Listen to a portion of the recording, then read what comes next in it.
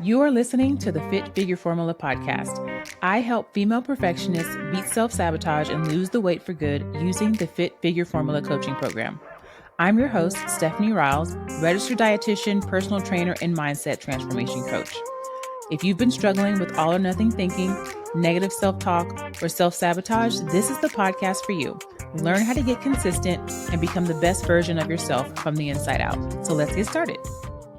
Hello and welcome to the live. It's Coach Steph. Today I'm going to be talking about time management hacks. And this came up specifically because I have clients, whenever you're working with anyone, I'm not just teaching them about nutrition. Your health touches every aspect of your life, and time, schedule, structure, all of those things are included. So I thought I would talk about this today because a lot of people feel like they don't have time to take care of themselves, or that time is just a barrier, right? Whether it is to taking your walks, doing your workouts, making meals. So I kind of want to give you some tips today on how to mitigate and save time. And I'm going to give you some strategy things, but I'm also going to give you some different ways to think about your time as well. So if you're in need of some time management hacks, you're in luck. And if you are still struggling, you can use your HSA, FSA. I have buy now, pay later options as well. So if you're still interested in joining the formula, you can still do that right now. You can still apply, and we can see if the Fit Figure formula is the next best step for you. So today, again, I'm going to be talking about time management hacks. Okay. So if you guys can see this in the back, y'all see my new calendar. I'm very excited. First of all, I put that up by myself and I was very proud of myself. Number 2, I like to plan. Does anybody here like to plan, or is it just me? I am a little bit weird in that I don't mind moving. Like, I like to kind of like pack up and organize my stuff and then unpack it and like organize it. I love organizational baskets. The Container Store, if y'all have ever been to the Container Store, I love that store. I just like to organize information and things. Okay. So I'm really excited about planning for 2025, and I'm making some goals for my health, for mental health, for just my personal goals, business goals, things like that. And when we think about planning, because you're going to hear a lot of, see a lot of workshops and stuff popping up about planning for 2025, this is going to require you to manage your time well. And one of my business coaches used to say, time management is mind management. If you feel like your mind is all over the place, you're going to feel like your time is all over the place as well. If you don't have any structure, and it makes you feel like a hot mess, and it makes you feel like I don't have time, which isn't always really true, because the biggest thing that we have to manage when it comes to time management and executing our goals is procrastination and getting distracted. So a lot of us procrastinate a lot because it's a stress management tool. If we don't want to make a decision about something, we'll procrastinate and scroll on social media instead. It's not that we don't have the time, it's that the time is getting taken up by something else, okay? That doesn't actually produce the result that we want. So we have to manage our procrastination, and that is a learnable skill, okay? So I want you to think about time management as a skill to learn, not so much like I'm either good at managing my time or I'm not, and there's nothing that I can do about that. All right, so number 1, batching. Batching, this is a strategic tool. So this is something when you consider your health journey, like meal prep, right? Meal prep is a way to batch the things, batch your food so that you don't have to spend time cooking, cleaning throughout the week.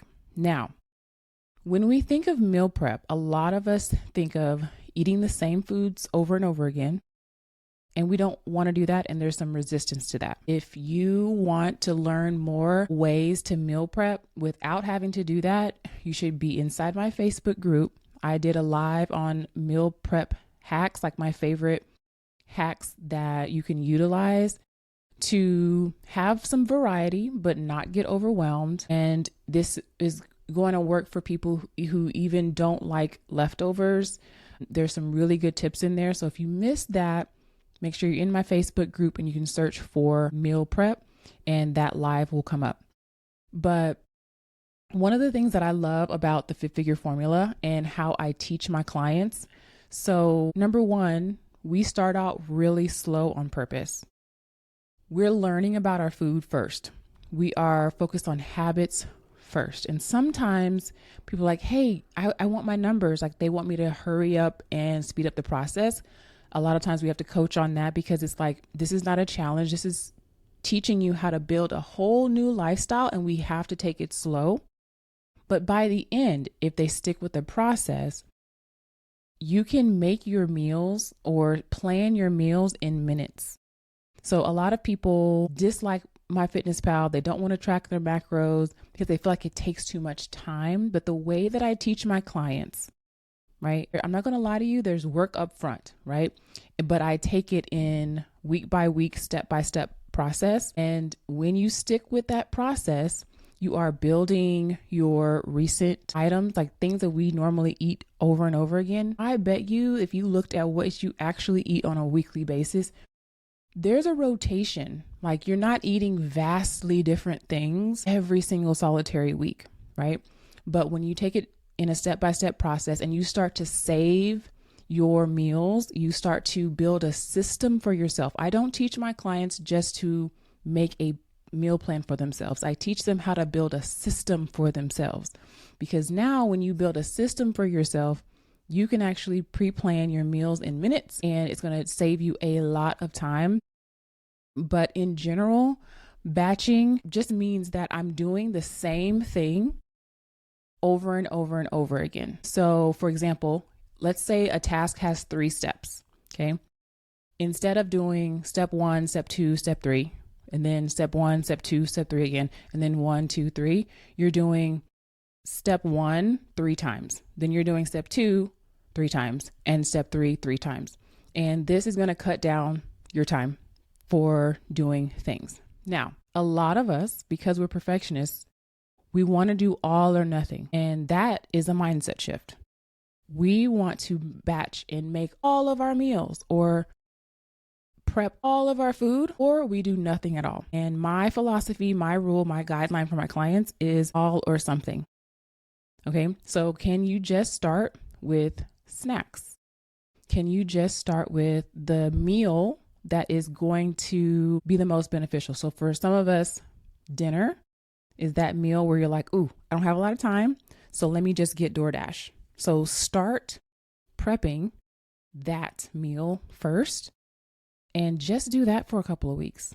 You don't have to do breakfast, lunch, dinner, and snacks for the entire week. And that's how we get overwhelmed and we end up not doing anything at all. So number 1, batching your tasks. Number 2, visual cueing. So we talked about this last night on the Fit Figure Formula call. I don't care whether it is drinking more water, if it is taking a walk, if it's just remembering your goals so that you actually anchor your deep emotional why to the habit. Visual cueing can help you save time, because a lot of times we're getting distracted or we're procrastinating because we're not actually focused on our deep emotional reason why this is important. You're not just going for a walk. You're not just meal prepping. You're not just going to the gym. You are preventing diabetes. You are think of whatever your painful why is. Some people don't want to be on medication. Some people see the trajectory of their family and they're like, I don't want to be like that. So that's my deep why. And sometimes we forget. We just forget. So that visual cueing is very important. So for example, I was on a call last night and I happened to have my water bottle here and I just took a drink, right? After I did that, 2 or 3 of the ladies who were on the call also took their drink. And we kind of noticed that, oh, okay, we all started taking a drink because they saw me take a drink of water. And that visual cueing is very important. So it just reminds you to take action. So that could be as simple as having your water bottle out so that you can drink more water. It can be as simple as having this calendar, right? So I used to use Happy Planners. Anybody familiar with Happy Planners? And I liked them. They were really cute. They had little stickers and all of that. And I was trying to get into it. I felt like I like this. I should be able to use this Happy Planner. But for some reason, I just couldn't keep coming back to it. It would just be, on a desk somewhere and I just wouldn't open it. But visually, when I have this up on my wall, or one of my clients has a whiteboard on her refrigerator, this is a visual cue to remind her, okay, don't forget that this is what is important to me. And this is going to help you manage your time better because it's just a visual cue. It could be sticky notes on your desk, on your computer. It could be a reminder on your phone. A visual cue of your deep, important, sometimes painful why can help you manage your time a little bit better. So think about the visual cue that's going to be most powerful for you. So I call this your painful why or your pleasure why. So we're either running towards pleasure in life. No matter what it is, we're either running towards pleasure or we are running away from pain. So whether it is, I'm really motivated by losing weight, being my highest and best self, and that really motivates me, or I'm running away from the fact that I don't want diabetes and I don't want to be on medication. That's a painful why, right? So whatever that is for you, if your painful why is stronger or if your pleasure why is stronger, decide which one and then decide what visual cue is going to help you and remind you why this is important. Visual cueing is going to help you take action because you are anchoring your deep emotional why and you're reminding yourself in your environment of why you need to take action right now. Again, this could be having a sticky note on your computer. It could be a whiteboard on your refrigerator. It could be something in your wallet, a picture of your grandmother in your wallet or right in front of the refrigerator. It could be affirmations on your mirror.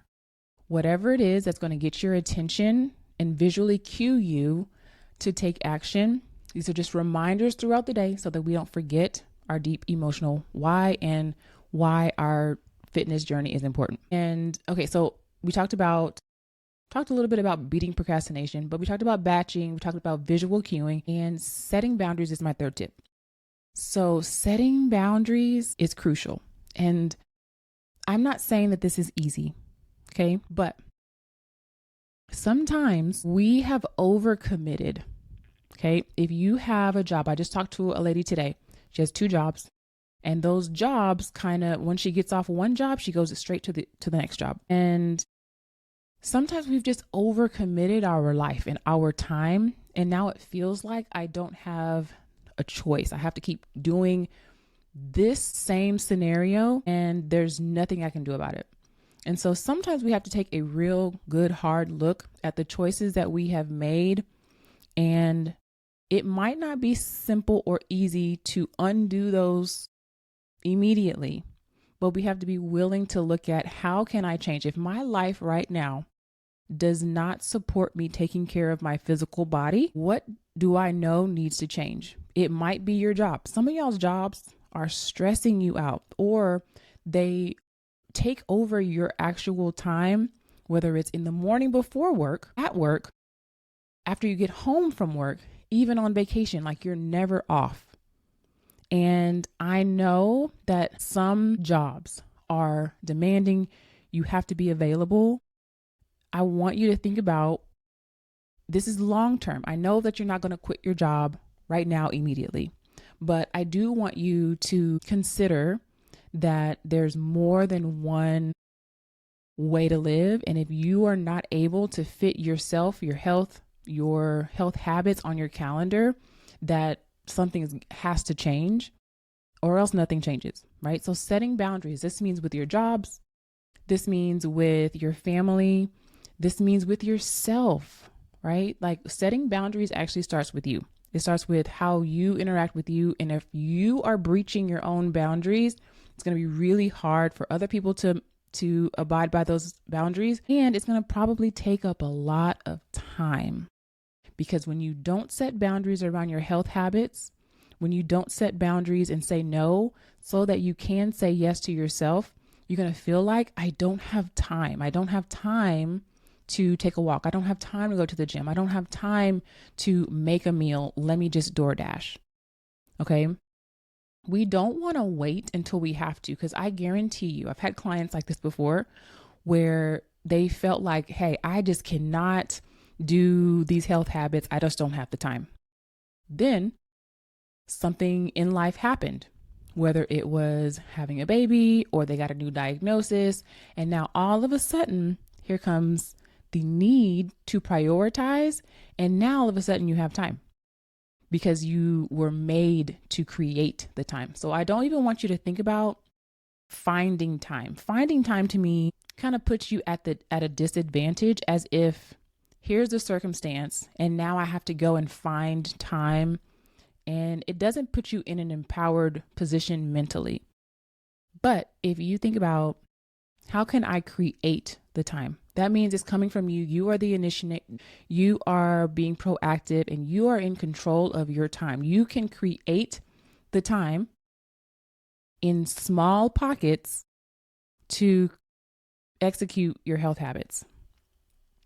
And just by thinking that you do have the power to do that will open up your brain's workshopping capacity, and you start to figure out things that an I don't know statement would never figure out. If you just rest on, I don't know how to make more time, or I don't know how I would change my schedule, you'll never figure it out. I don't know is a dead end sentence. So I like to ask my clients, number one, I tell them, I don't know is off the face of the universe. If you had to know, what would the answer be? And I guarantee you can find some small ways to set some boundaries and create a little bit of time to do the thing that you once thought you didn't have time to do. Okay. And this is another mindset shift of like, if we want to manage our time better, we have to stop saying, I don't have time to do that, because it doesn't open itself up to any answers at all. Have you ever had a task and you didn't know at first how you were going to complete the task? Maybe you didn't know, right? It was new to you and you're starting something new. You didn't know how you're going to do it. And it seemed impossible. It seemed like, I'm not sure, but you ended up figuring it out. I promise you that if you start with a growth mindset, meaning that I'm not looking at this as something that is unfixable, something that I cannot control. If you go into it with a growth mindset, which is I'm in control, where there's a will, there's a way, I'm going to focus on a solution, you can find or create a solution. Okay. So for those of you who feel like I'm just completely maxed out, I guarantee you there is one thing that you can do to implement, and that implementation might be taking something off of your plate. It's not always doing more, actually. Y'all let me know if this is making sense. I hope so. All right. So we talked about batching. We talked about visual cueing, talking about setting boundaries. And then another tip that I love to use is setting a timer. So something that I find very helpful is just setting a timer. If I'm avoiding doing something, or if I'm like resisting it or procrastinating on it, just by telling Siri or Google to set a timer for 5 minutes, legitimately, I don't know what that is. Okay. But as soon as I set the timer, I can get started for 5 minutes. And once you get going, you probably will continue. But even if you don't, at least you got 5 minutes in. So sometimes I'm resisting doing my power hour. This is my intentional time alone in my journal. I do it pretty much every day or most days. And sometimes I don't want to do it, but I know that it helps me be more productive and clear. But sometimes I don't want to do it. So I will tell my phone, set a timer for 15 minutes or set a timer for 5 minutes or 8 minutes or whatever. And immediately I get started. So if you're resisting a walk, if you're resisting your workout, if you're just not getting it done, I want you to just set a timer and commit to those first 5 minutes or commit to those first 10 minutes. Okay. And one thing that we have to stop doing is making getting started a big deal. I have had clients, and this is our human brain. There's no shade, but Sometimes we make such a big deal of getting started, and we're waiting for the perfect time to get started to do a simple task. So I think this client was she came into our Fit Figure Formula community, and she was supposed to introduce herself via video. And she was like, it took me a while to make this video because I felt like, okay, the lighting has to be better. I need to put on a pretty shirt. I need a better background. And she started overcomplicating, just turning on your phone camera and saying, hey, my name is such and such, and I'm new here. Nice to meet you guys. Right? So think about the times when you just overcomplicate, you overthink things that really are not a big deal. Sometimes we think that our task, it's like, oh, I have to do this big thing. And we're making it so big and complicated in our mind versus just getting started on it. That wastes so much time and so much energy.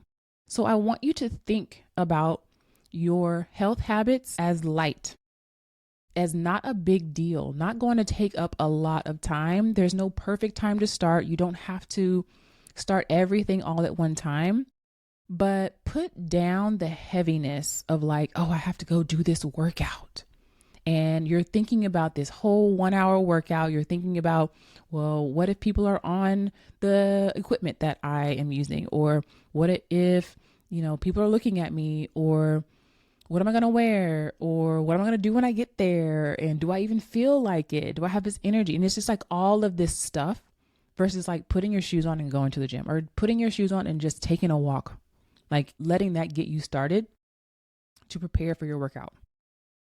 So I want you to think about the tasks that you have to do that that are going to help you reach your goals as light, right? It's not hard to turn your car on and go to the gym. That is not difficult. But in our minds, we make it a big deal by overcomplicating something very simple.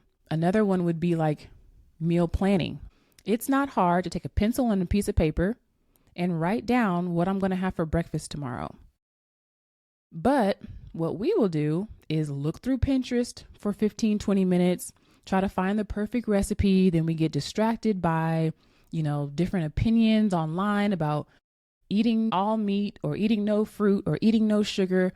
And you're trying to find the best brand and organic and all of this stuff versus just writing down what I'm going to have for breakfast, something that is nutritious, but it doesn't have to be the best of the best. Like, you planning and executing a written down plan is going to be much better than you driving through McDonald's parking lot because you didn't plan, because you overcomplicated the process. Now you really don't have time. Now you're going through the drive-through at McDonald's.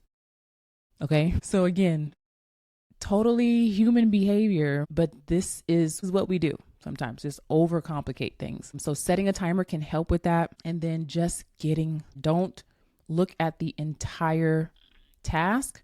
Just break it down into 5-minute chunks. Okay.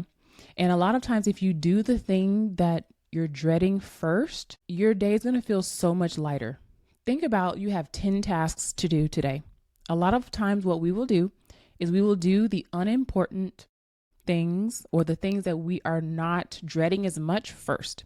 Then we'll get to the end of the day, and now we're still rushing to do that very, very important thing that is actually more urgent than all the other things that we spent our time on, versus deciding, set that timer and execute the thing that we're dreading the most. Now, think about it in reverse as well. I have 10 things to do, but I decide I'm going to set a timer and get the thing done first that I'm dreading the most. Imagine being done with that task now. Doesn't that, like, the 9 things that you have left to do doesn't seem as bad. It doesn't seem like it's that much stuff because the thing that we were dreading the most, we got done. And so sometimes putting that thing that we dread most first, especially if you have more energy in the morning, I'm definitely like that. I wake up in the morning and I'm like ready to conquer the world. If I am dreading something, let me do that thing first. That way I get the most important, the most dreaded thing out of the way. And then everything else feels like, yeah, I can do that. And yeah, I can do that is a great affirmation, because more likely than not, you're going to get the task done. Okay, so we talked about beating procrastination, batching, visual cueing, boundaries, setting a timer, doing the thing that you dread the most first, and then habit stacking. Habit stacking, if you guys are familiar with, what is the book? Darn, there was a really popular book about habits, and habit stacking was one of the things it talked about. Was about if you have a habit that's already well established, like drinking coffee in the morning, and you want to start reading, or you want to start doing your devotional, or you want to start planning your meals, right? So let's use the planning your meals example. I already drink coffee every day without having to think about it. It's a habit. So I am going to, again, visually cue myself. Maybe I'm going to keep my planning journal for my meals on my coffee maker. So when I go to make coffee, that visual cue is there. Oh yeah, I'm supposed to plan my meal. So while my coffee is brewing, I can write down what I'm going to eat for the rest of the day. So basically you are pairing a habit that's already well established with a habit that you want to start establishing, and you pair those two together. So every time you do the one that is well established, you also do the other one that you're trying to build. Okay. So this is going to help you be more consistent. It's going to visually cue you and remind you, and it's going to help you start building a lifestyle one habit at a time when you attach it to something that's already well established. Okay. So this is called habit stacking, and you want to keep this very simple. You only want to do like one or two things. We don't want to try to start 10 new habits in a week. You don't want to try to start changing your entire life in 1 week.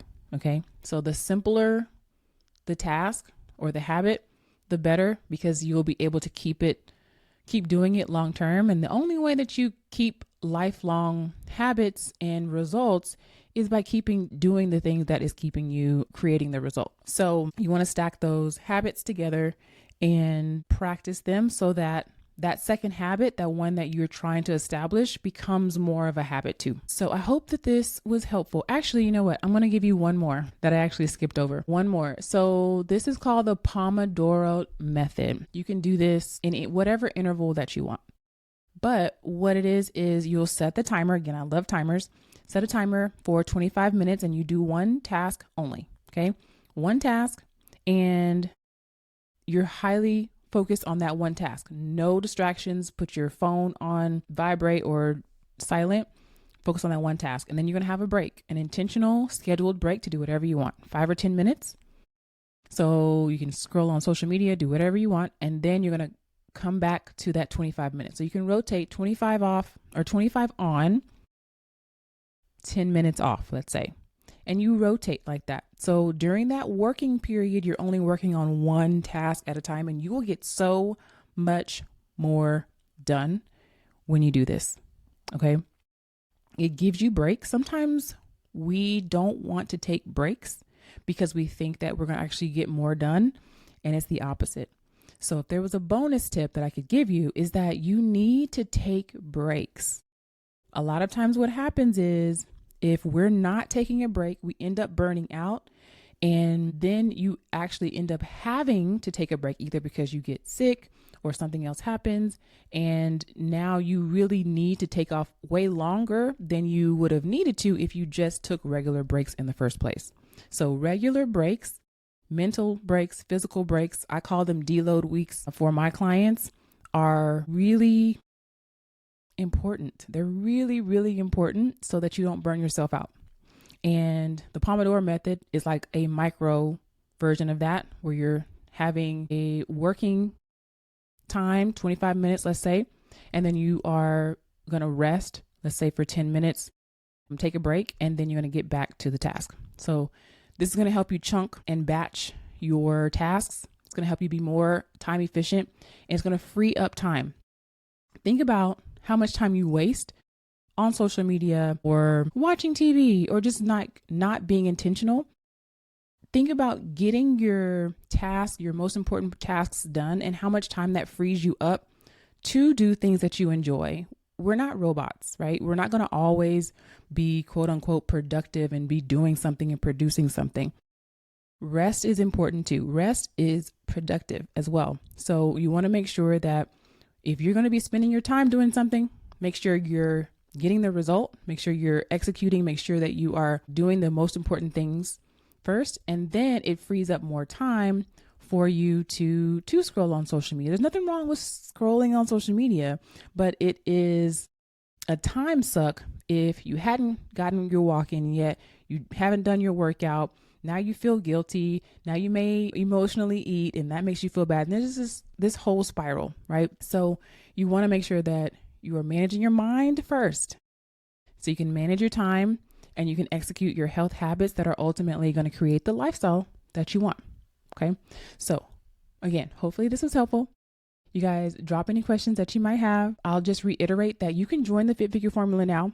HSA, FSA funds, y'all are picking your allotments for HSA funds. You can use your HSA or buy now, pay later options to join the Fit Figure Formula. The merch store is open. I'm really excited to have you guys give me some feedback on that. If you have any questions, again, just put it in the chat and I'll talk to you guys soon. Thanks for listening to the Fit Figure Formula podcast. If you're new here and you're struggling with your fitness journey, I invite you to take a super simple next step. Click the link in the show notes for a free training. If listening to this podcast has been helpful, imagine being inside the Formula Coaching Program. You can apply for coaching with the link in the show notes. I hope to see you inside.